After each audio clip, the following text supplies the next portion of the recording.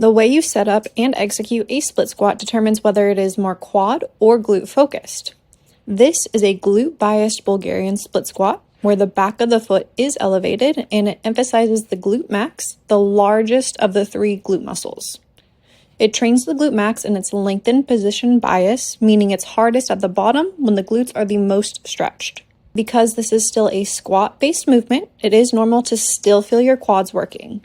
In any squat, lunge, or leg press variation, we can shift more of the load toward either the quads or the glutes, but we can never fully isolate one muscle. For the glute bias, use a bench or box tall enough so that your back knee does not run into the ground as you sit back. Usually mid-calf height works well, but it does depend on your individual limb length. Start 2 to 3 feet in front of the bench and place the top of your back foot on it. The front leg is the working side. The back leg is purely for support and should carry very little weight. We are contralaterally loading here. That means that the dumbbell is held in the same side hand as the back leg, and the glute of the opposite forward leg does the work. The correct setup will allow your front foot to be far enough forward that when you lower down, your front shin stays closer to vertical, your back knee is just above the floor, but not too far out that you overstretch and limit your range of motion. Lightly hold onto a rack or sturdy object for support with your free hand, so the opposite side of the back leg. By using support, we make balance easier so you can focus entirely on form and loading the glute. We want to use it for balance, but do not pull yourself up with it. Allow your lower body to do all of the work. The leg that is forward will be the working leg. The leg that is back behind you on the bench is purely for support and balance. All of your body weight should stay in the front working leg. Very little of it should be transferred to the back leg as you sit back. To initiate the movement, think hips back first. Inhale, then push your hips behind you as you lower.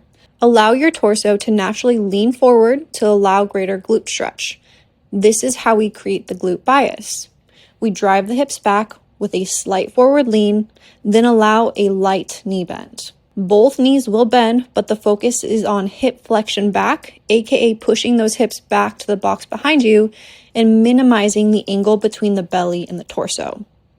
We don't want to see the front knee driving forward over the toes. This will shift it to be a more quad biased movement. At the bottom, stop at about a 90-degree bend in the front knee. We should see your front shin be close to vertical with about a 90-degree knee bend, hips traveled back, a torso slightly lean forward that starts to close the gap between tummy and quad, and the back knee just above the ground.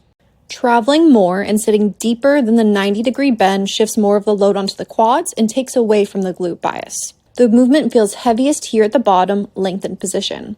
All of the weight here should be loaded onto the front working legs glute. From the bottom, engage the glute and push through your entire foot to drive the hips forward and chest up at the same time. The goal is to extend the hip and contract the glute to return to the starting position. Keep the movement slow and controlled, especially on the way down, and avoid bouncing out of the bottom, which pulls tension off of the glute.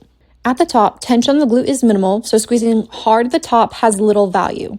The work is done as you drive up from the bottom and it gets easier towards the top. Some common mistakes are letting the front foot, ankle, and knee fall out of alignment. Keep toes pointing forward and the big toe pressed into the ground. If you let the knees come out wide, you're going to have a lot of pressure going through the medial portion of the knee, and it can cause unnecessary knee pain. If the knee is rotating out and the toes are coming off of the ground, the glute will have a hard time with output, so we really want to cue toe down for this movement. Another common mistake is letting the back knee sway outward. Keep the hips square and cue the back knee in. Another common mistake is not letting the torso lean forward. Staying too upright reduces hip hinge and offloads the weight onto the quads. The back foot is for support only. Let the chest naturally lean forward to allow the hip hinge and glute bias to keep the load on the glute the entire time.